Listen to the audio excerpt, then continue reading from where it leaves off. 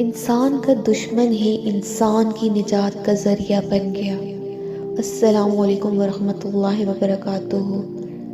مختصر اور سبق آموز قصوں کہانیوں کی سیریز میں خوش آمدید۔ میرے چینل کو صدقہ جاریہ سمجھ کر سبسکرائب کریں۔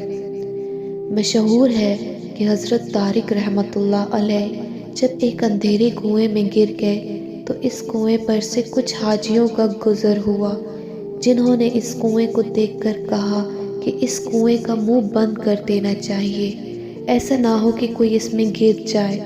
یہ سن کر حضرت طارق رحمۃ اللہ علیہ نے اپنے دل میں سوچا کہ اگر تو سچا ہے تو خاموش رہ۔ چنانچہ حاجی مسافر اس کنویں کو بند کر کے چلے گئے۔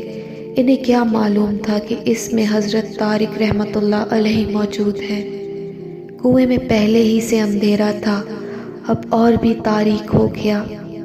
دیکھتے کیا ہیں کہ ان کے قریب ہی کنویں میں قدرتی 2 چراغ روشن ہوئے، جن کی روشنی میں معلوم ہوا کہ ایک بہت بڑا اژدہا ان کی طرف چلا آ رہا ہے۔ سوچنے لگے، سچ اور جھوٹ تو اب ظاہر ہوگا، دیکھیے اس کا کیا انجام ہوتا ہے۔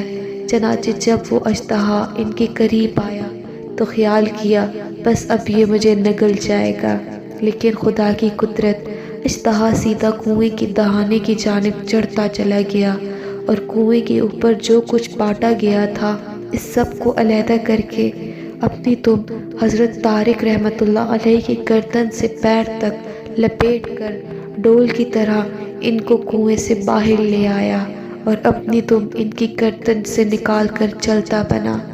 حضرت طارق رحمۃ اللہ علیہ نے ایک غیبی آواز سنی کہ کوئی کہنے والا کہہ رہا ہے کہ اے طارق، دیکھ یہ تیرے رب کی مہربانی ہے کہ اس نے تیرے دشمن کو تیری نجات کا ذریعہ بنا دیا۔ چنانچہ اس واقعے کے بعد اللہ تعالیٰ پر سچا بھروسہ کرنے کے سبب سے ان کا نام طارق صادق